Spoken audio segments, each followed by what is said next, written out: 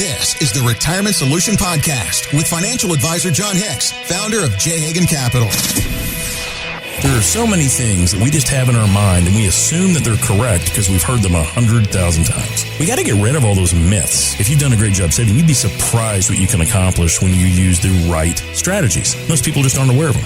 You've worked hard your whole life to earn and save. Now you need a plan to make that money work hard for you.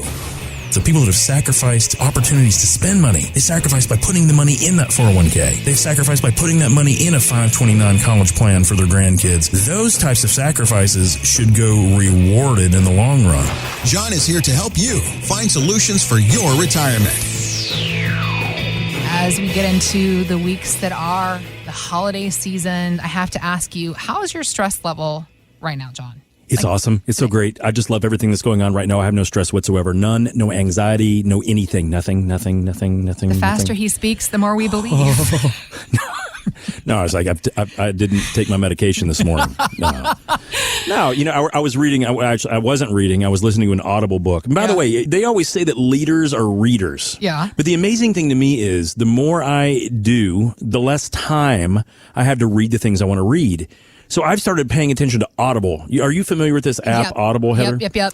I love it because it will essentially read to you while you're the doing book, something else, abridged or unabridged. So when I'm on the treadmill or I'm doing my thing or I'm, toting kids back and forth to soccer practices or whatever I'm doing, I can actually listen to a book that does a good job. And my whole point to saying all this is one of the more recent books that I was listening to talk that stress is one of the biggest killers of men in the United States of America. Stress, not heart disease, not stroke, not any of these other things, because stress is what causes heart disease. Stress is what causes obesity. Stress causes all of these issues. And I just started realizing, my gosh, we are overstressed as a culture. Isn't that? Everywhere you look, it's stressful. Standing in line at the AT&T store is unbelievably stressful to me. It's giving you heart problems, literally. Angst. I'm like, hey, does this Gen Zer wearing the hoodie,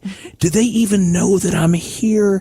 Even though I've given them my name 3 times, do they even know I'm here? I need my phone to work. It's amazing to me. But so stress is a killer. Yeah. Whenever we can reduce that stress, Heather, it mentioned, and one of the biggest things it said, wherever you can reduce small amounts of stress could add weeks or even months to our lives.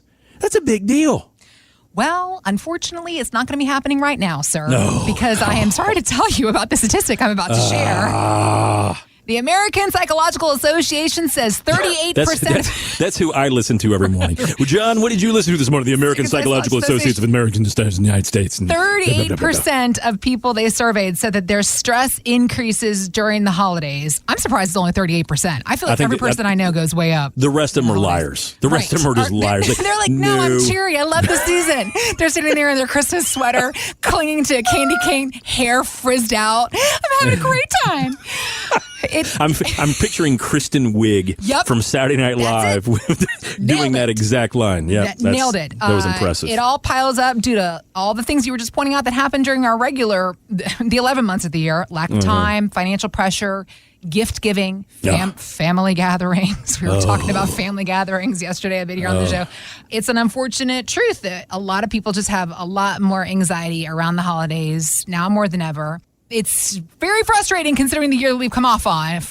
You think, this year there's been nothing wrong with this year. Everything's fine. No. Let's go back to that everything is fine mentality. There's been no Putin issues with Ukraine. Yeah. There's been no unbelievable amount of immigration issues. There's been absolutely no issues with the markets of any type. Cost of living is fine. Oh, yeah, that's totally good. There's been no inflation. No. I've had no issues with the price of gasoline or heating fuel. I'm not worried at all about what I'm going to have to pay this winter to keep, the house, the electricity on and the heater going.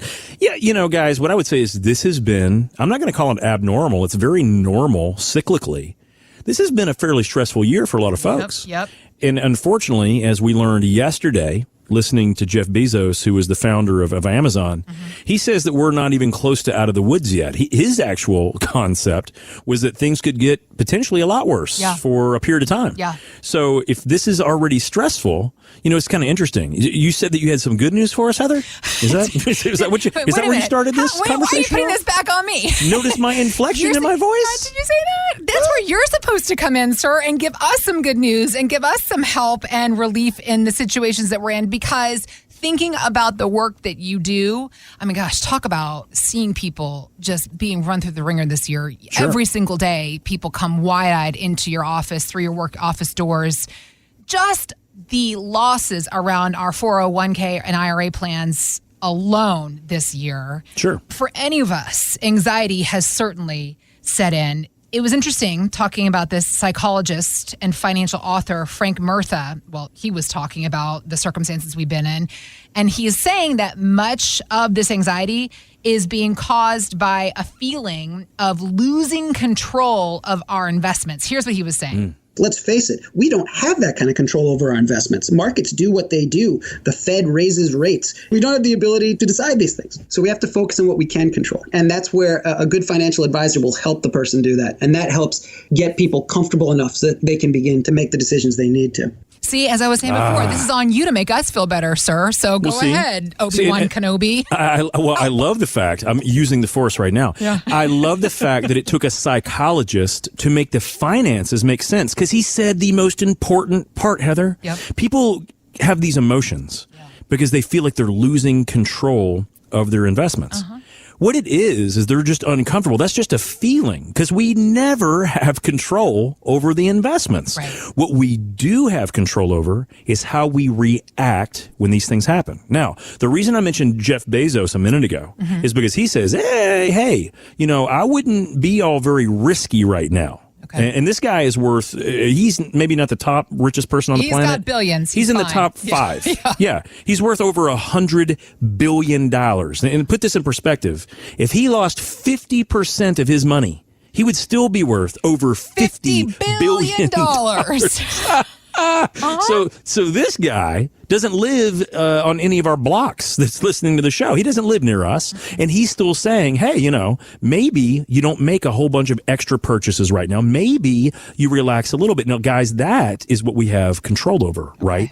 We have control over what we spend, how we spend it. And to be honest with you, we do have control over our plan. How should our plan respond when things go poorly? I was talking to a couple the other week, and they ended up becoming clients. And one of the things they said was, hey, John, we were down about 20% in our portfolio. Now, that's one thing. But every time we would call in, our guy, it was like a broken record. It's like, hey, they're just paper losses. You know, it'll all come back. Hey, just hang in there. We're in for the long haul.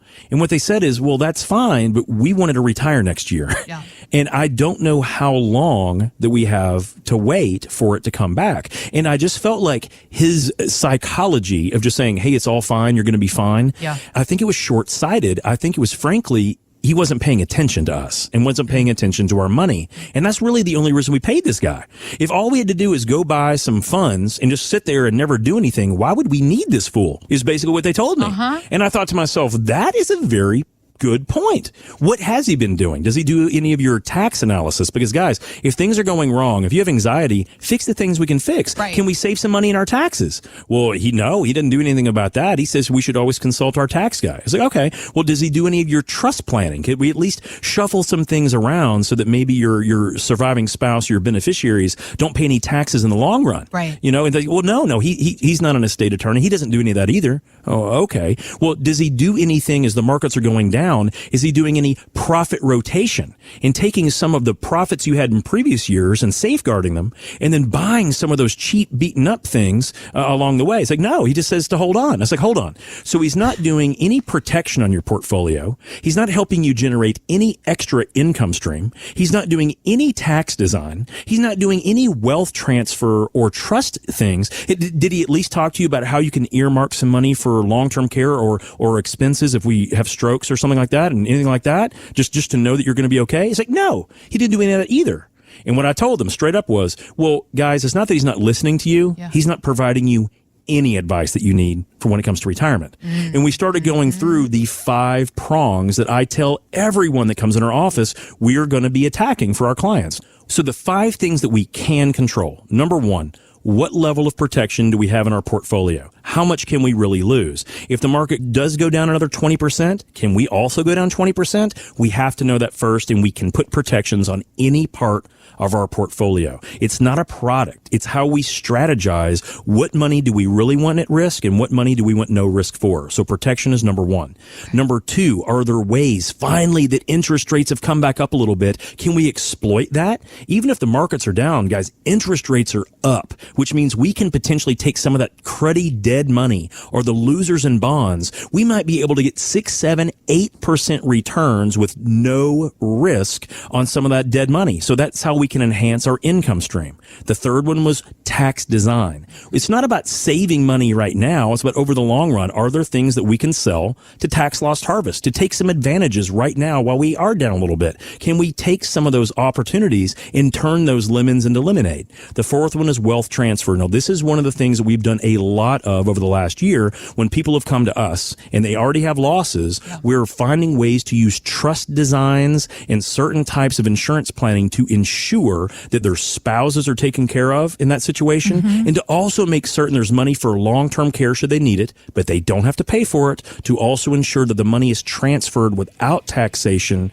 to the next generation. See, guys, there's all kinds of things that we can control, even if the markets misbehave for another couple of years.